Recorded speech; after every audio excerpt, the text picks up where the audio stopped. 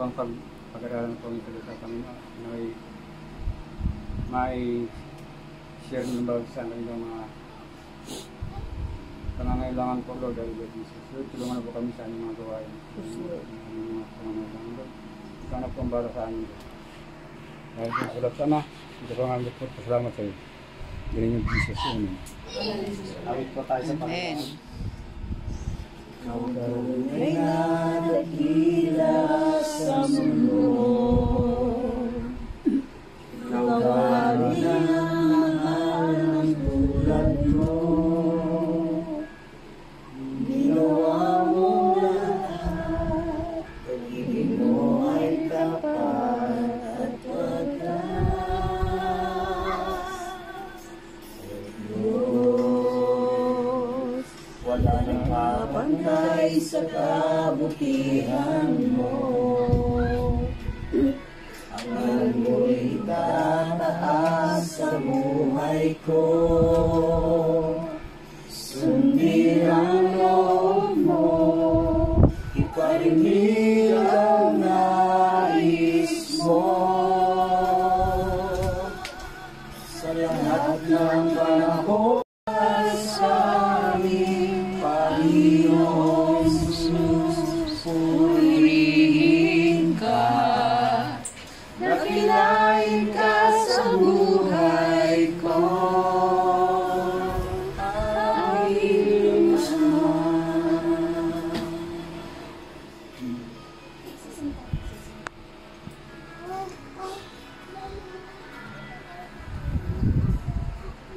O Diyos, ikaw ang tunay na dakila sa mundo. Ikaw ang haring nagmahal ng tulad ko. Sundin.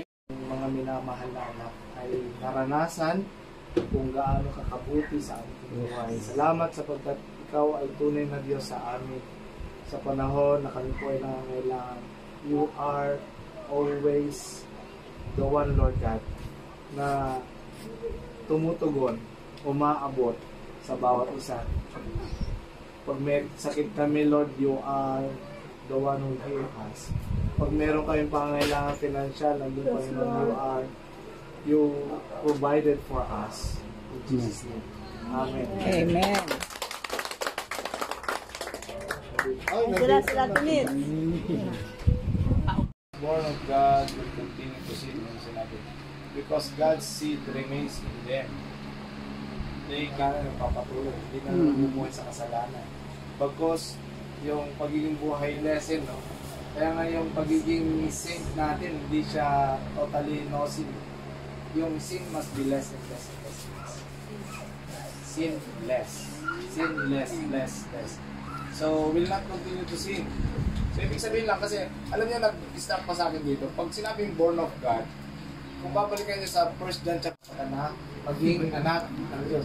Doon lamang po nagkakaroon tayo ng salita. Yun ang, yun ang may palabra di honor. Kumbaga, tinutupad ng Panginoon ang kanyang sinasabi. So, po yan, to remind us na araw-araw, meron tayo ng salita. Kasi, paano tayo ay kumakain araw-araw? Ganun din.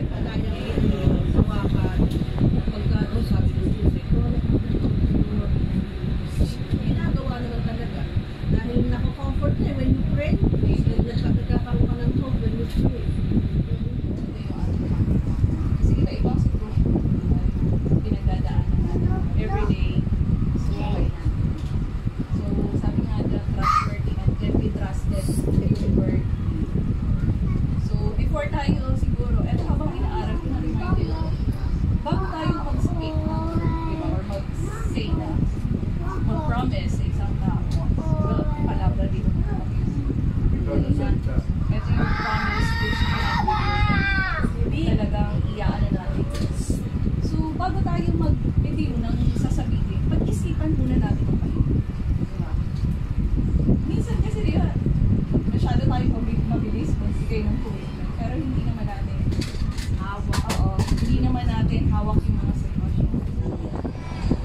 Jesucristo tagapagligtas ng sanlibutan.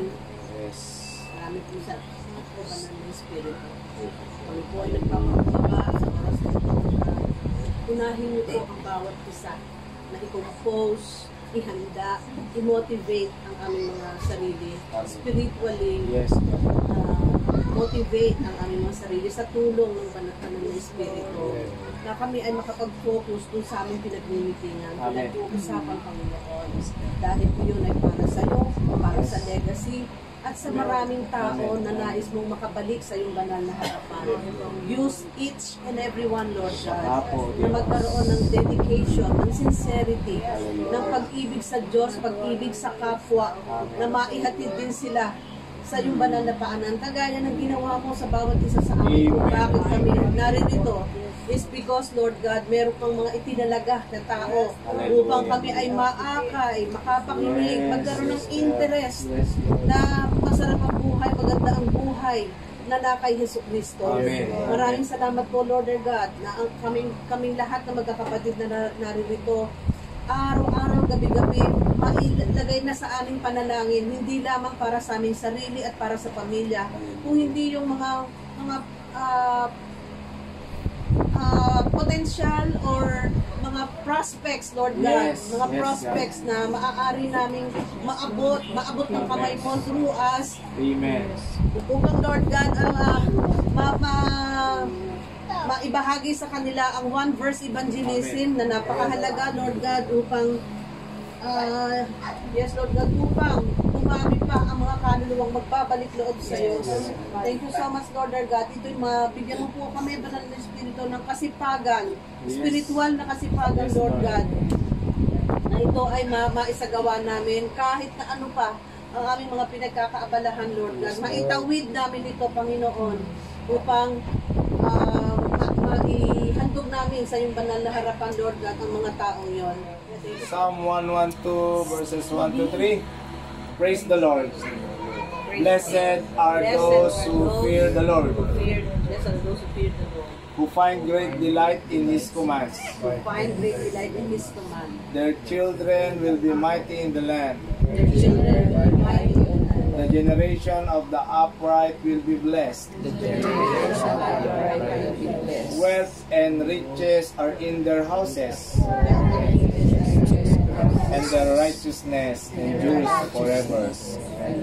Let us declare, God builds a legacy for my family. Amen. Sapagkat ang hindi magagawa ng tao ay magagawa ng Diyos, sapagkat walang imposible sa Diyos.